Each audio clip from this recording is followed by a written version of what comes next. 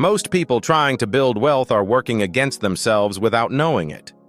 Not because they lack information, not because they lack intelligence, not because the system is rigged against them, though sometimes it is, but because somewhere between childhood and adulthood, they absorbed a set of beliefs about money that have been quietly running their financial life ever since. And those beliefs are producing results that do not match what they are capable of. This is not a motivational video. This is a forensic one. Today, we go inside the mechanism that determines your financial outcomes, not your income, not your strategy, not your timing, and we identify exactly what has been running in the background. Here is the foundational principle that behavioral economists have established across decades of research. Your financial results are not primarily determined by what you know. They are determined by what you believe. And what you believe about money was largely installed before you were old enough to evaluate it critically. Psychologists call this the financial thermostat. Every person has an internal set point around money, a level that feels normal and expected to their nervous system. When income rises above that set point, something automatically pulls it back. An unexpected expense appears. A poor decision gets made. Lifestyle expands to absorb the surplus. When income drops below the set point, the person finds ways to recover. The thermostat maintains the temperature it was set to. Not the temperature you want, but the temperature that feels familiar. And here is what makes this so significant. The thermostat was not set by your income. It was not set by your circumstances or your choices as an adult. It was set by 4 specific channels of input that shaped your earliest understanding of what money is, what it means, and what kind of person has it. The first channel is observation. What you watched happen with money in your household growing up. Not what was said about money, what you actually saw. Parents arguing over bills. A single parent working multiple jobs and still falling behind. The way money created tension or shame or pride or anxiety in the people around you. Your nervous system was watching all of it, filing every scene, building its model of what money does and what money means. The second channel is instruction. What was explicitly taught to you about money by the adults and institutions that shaped your early understanding. Save your money. Do not talk about money. Rich people are different from us. You have to work hard for everything you get. Some of those instructions contained genuine wisdom. Some were rooted in fear. Some were simply the inherited beliefs of people running their own unexamined programming. The third channel is experience. The specific moments that left a lasting mark. The first time you felt the shame of not having enough. The financial decision that went badly and left a residue of caution that still shapes your risk tolerance today. Experience writes deeply into the thermostat because it carries emotional weight. And emotionally weighted memories influence behavior far more powerfully than information ever will. The fourth channel is identity. The story you absorbed about what kind of person you are with money. Whether you saw yourself as someone who builds financial security or someone who perpetually struggles. Whether wealth felt like a natural destination or like something that happens to other people. That identity story became the operating system underneath every financial decision you have made since. None of these 4 channels are your fault. You did not choose your family of origin. You did not engineer the financial experiences that marked you. But you are carrying the thermostat they built. And you are producing results from that thermostat every single day, whether you are aware of it or not. Let me make this more concrete because abstract principles rarely produce real change.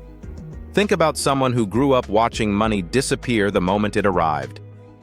Their thermostat was set to scarcity. It does not matter how much they earn as an adult, the thermostat pulls them back.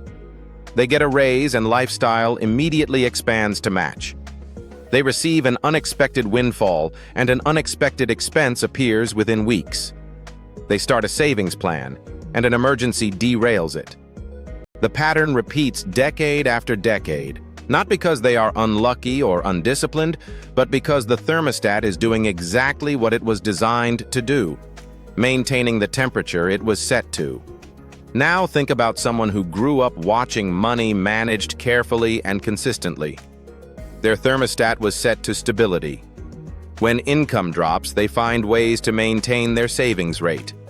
When windfalls arrive, they invest rather than spend. The discipline does not feel like sacrifice.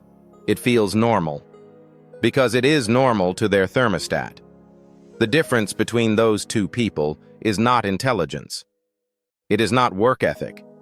It is not even opportunity. It is the temperature their thermostat was set to before they ever made a conscious financial decision. This is why high income does not guarantee wealth. Research consistently shows that people who receive sudden wealth, lottery winners, professional athletes, inheritance recipients, return to their previous financial position within a few years at a rate that is statistically significant. Not because they are foolish, because their thermostat pulls them back to the temperature that feels normal. The money changed.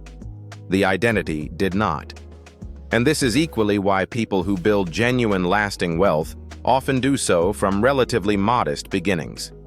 Not because modest beginnings are an advantage, they are not, but because somewhere along the way those people changed the identity underneath the behavior.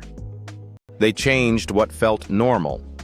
They changed the thermostat set point, and the behavior followed automatically.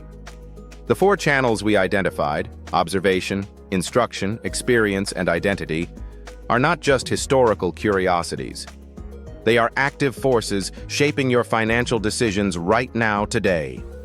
Every time you hesitate before a reasonable investment, every time you undercharge for your work, every time you feel vaguely guilty about wanting more financially, that is the thermostat running. That is the old programming asserting itself. Recognizing it is the beginning, not the end. The beginning. Recognition without replacement just produces awareness of the problem without movement toward the solution. The next step is deliberate identity replacement. Building the evidence base for a new financial story, one consistent decision at a time. That is the work. And it is worth doing fully. Here is what behavioral economics consistently shows about this. The intention-behavior gap, the distance between what you know you should do financially and what you actually do, is not a knowledge problem. You know the principles. Save consistently. Spend less than you earn. Invest early. The gap is an identity problem. The thermostat overrides the information every single time. You cannot permanently change the downstream results without addressing the source that is producing them. So what changes the thermostat? Not more information, not more motivation, not a better strategy or a new system. What changes the thermostat is a deliberate and sustained shift in financial identity. A new story about what kind of person you are with money, built not on wishful thinking, but on specific evidence accumulated through consistent behavior over time. Every time you make a financial decision that a financially secure person would make, saving when it is inconvenient, saying no when it is uncomfortable, choosing the long term over the short term, you cast a vote for a new identity. Those votes accumulate, and eventually the thermostat resets to a new normal. That process is not instant. It is not dramatic. It does not happen in a single insight or a single video. It happens one decision at a time over a sustained period of deliberate practice. But it does happen, and it is the only thing that produces financial results that actually last. Here is your reflection question. Of the 4 channels, observation, instruction, experience, and identity, which one had the deepest impact on your financial thermostat? Can you identify a specific memory or moment from that channel that is still shaping your financial decisions today? Name it specifically. Not to assign blame, not to build a case against anyone who shaped you, but to see clearly what has been running, because you cannot reset what you cannot honestly see. Subscribe for weekly wealth psychology content. The link to go deeper is in the description.